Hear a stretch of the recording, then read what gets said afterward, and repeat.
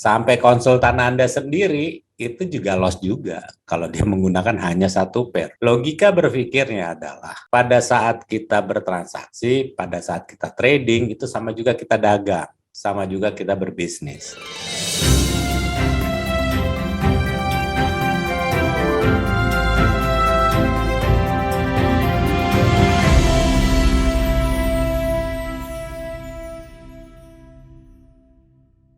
Kalau kita berbicara masalah fundamental, kita akan berbicara sebenarnya. Banyak orang mengatakan, lu analis fundamental, lu analis teknikal, tapi artinya apa sih?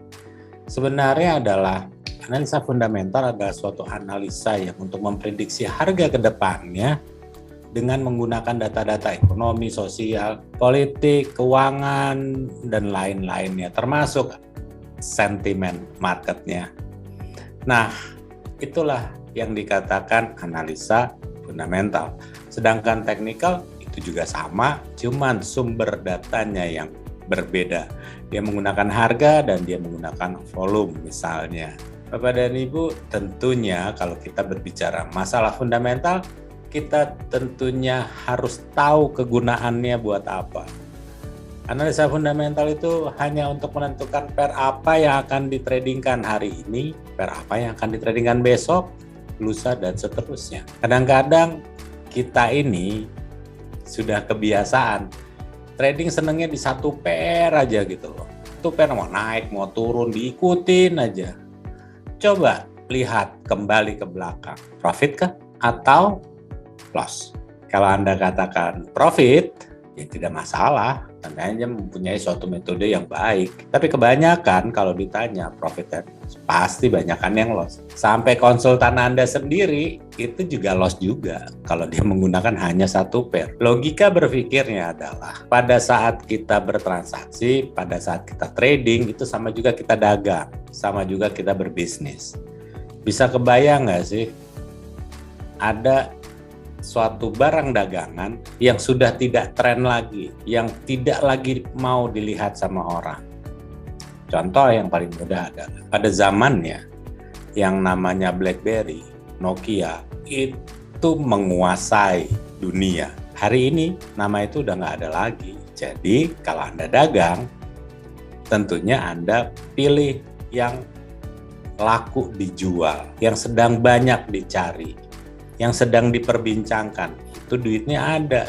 Sama dengan trading, pada saat kita mengetahui pair apa yang sedang difokuskan oleh para pelaku pasar, ya itu saja yang ditradingkan berserta keluarga-keluarganya.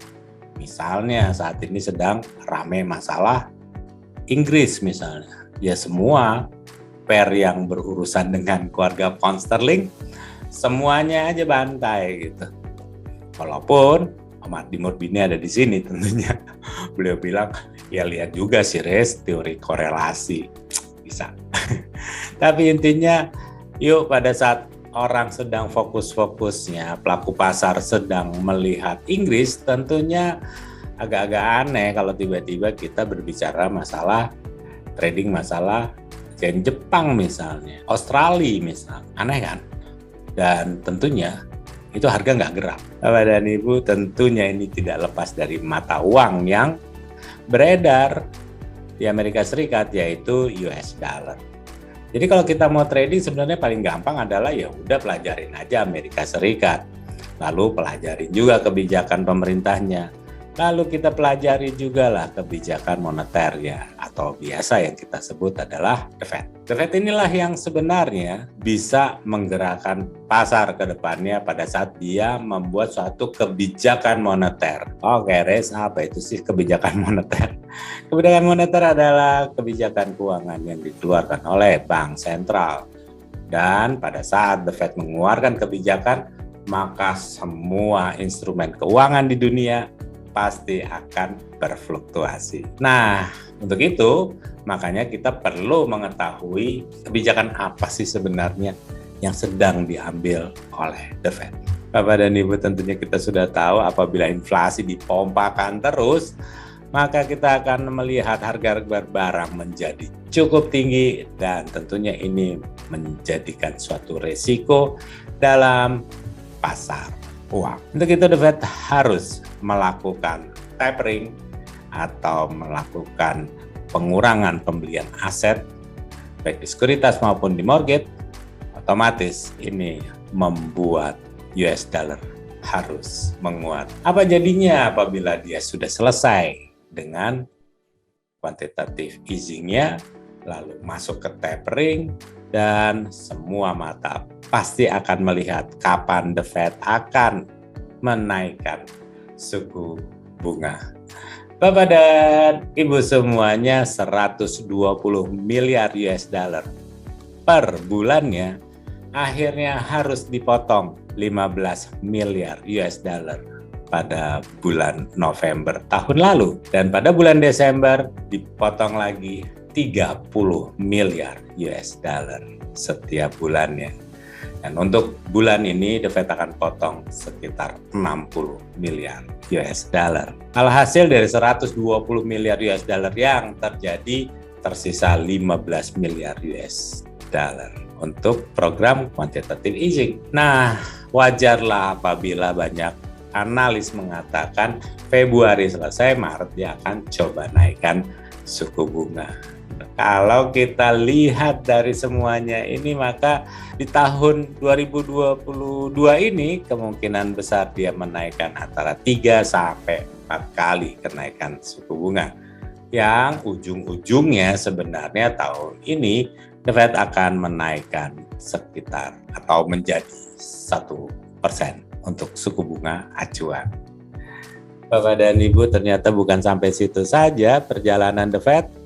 Ternyata The Fed juga mulai mengurangi neraca. Jadi dia mulai membicarakan bagaimana cara mengurangi neraca The Fed yang jumlahnya cukup fantastis, 9 triliun US dollar. Bapak dan Ibu, tentunya inilah yang akhirnya membebani pasar uang di Amerika, atau Wall Street sangat terpengaruh dengan 3 kebijakan yang diambil secara bergantian, tapi yang jelas menurut saya ini adalah suatu kenaikan suku bunga atau penarikan likuiditas yang sangat agresif. Ya, kalau kita lihat bagaimana kita membernya The Fed itu akan atau ada rencana untuk menaikkan 3 kali kenaikan suku bunga atau 4 kali, dan berikutnya pada tahun 2023 pun dia akan tetap menaikkan suku bunga sampai ke level 2%. Pada Ibu, efeknya apa sih, Riz? Efeknya adalah tentu US dollar akan menguat karena kita sudah tahu penarikan likuiditas hanya berujung pada penguatan mata uang tersebut karena suku bunga naik. Lalu ke depannya, benarkah dolar akan naik? Pada saat kita melihat data-datanya kurang baik, Bapak dan Ibu, kita melihat data itu adalah pas, itu adalah yang lalu, bukan yang hari ini.